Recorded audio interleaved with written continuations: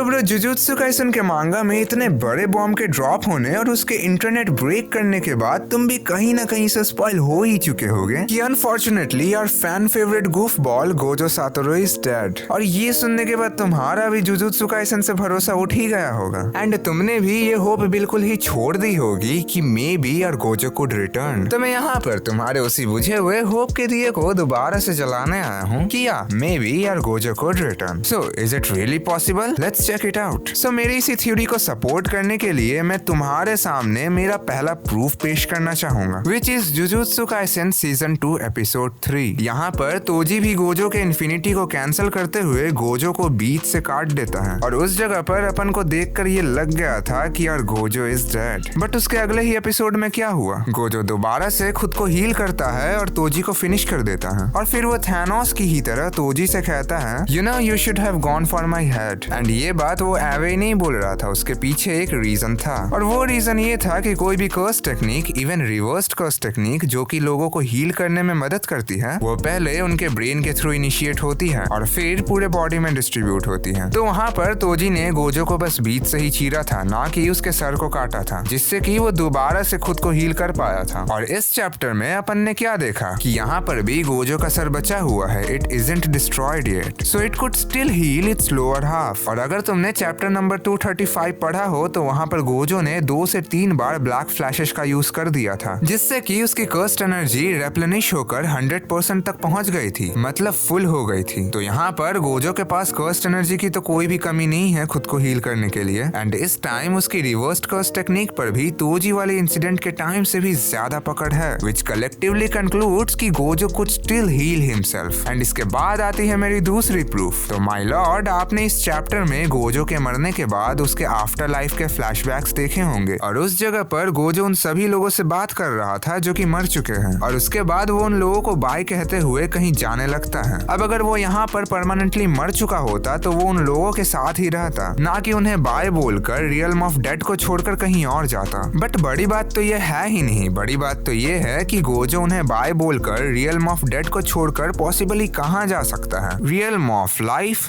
Back to his body. तो possibly यह चीज इसी का फोरशैडोइंग था कि गोजो दोबारा से अपने बॉडी में वापस आएगा, खुद को हील करेगा और सरवाइव करेगा। और इसी वाले मांगा चैप्टर के एक पैनल में अपन को लोटस का फ्लावर दिखाया गया है, जो कि बुद्धिज्म में cycle of life and rebirth को रिप्रेजेंट करती है। अब राइटर पागल तो है नहीं जो कि एक ही चैप्टर में इतने सारे ईस्टर एग्स डालेगा। पॉसिबली ये दोनों ही चीजें राइटर ने गोजो के रिटर्न के तरफ हिंट करने के लिए ही डाले होंगे, और अगर ये हिंट गोजो के रिटर्न के लिए नहीं है तो Gege Akutami should better make him return, क्योंकि इस डिसीजन से उन्हें जितनी भी गालियां पड़ी है ना, वो तो बस अभी टिप ऑफ द आइसबर्ग है। और अगर ये डिसीजन परमानेंट रहा तो जितने भी गोजो फैंस को धीमे धीमे ये बात पता चलेगी, सिचुएशंस और भी ज्यादा बिगड़ती जाएगी, which is not a good thing because we should respect a writer's decision। अब वो अलग बात है कि डिसीजन ही ऐसा हो तो क्या ही कर सकते हैं। और वीडियो को खत्म करने से पहले मैं एक बात जरूर बोलना चाहूंगा कि bro, it's just a fucked up theory made by a fucked up teenager who can't even accept his favorite character's death। इस बात की बिल्कुल भी गारंटी नहीं है कि गोजो रिटर्न करेगा, क्योंकि राइटर ने जो बात बोली थी वो कुछ हद तक तो सही है ही कि गोजो का स्टोरी में होना स्टोरी के लिए एक हिंड्रेंस क्रिएट करता है। क्योंकि तुम खुद सोच कर देखो यार कि अगर गोजो सुकुना को मार देता तो उसके बाद क्या, देन गोजो इजीली केंजाकू को भी खत्म करके कलिंग गेम्स का सोल्यूशन ढूंढ लेता और फिर बस 10 से 12 चैप्टर्स में ही जुजुत्सु काइसन खत्म हो जाता। बट ये चीज होने के बाद यही मिस्ट्री बनकर खड़ी हो गई है कि अब सुकुना को मारेगा तो मारेगा कौन। He is literally इंडेस्ट्रक्टिबल right now. अभी जुजुत्सु वर्ल्ड में जितने भी सॉर्सरर्स हैं उनमें से कोई भी सुकुना के इस वाले वर्जन को हराने के केपेबल है ही नहीं, which makes the story more unpredictable and interesting to watch. According to writers, not me, तो maybe गेगे आकुटामी गोजो को वापस नहीं लाएगा, but still there are some possibilities जिसके बारे में मैंने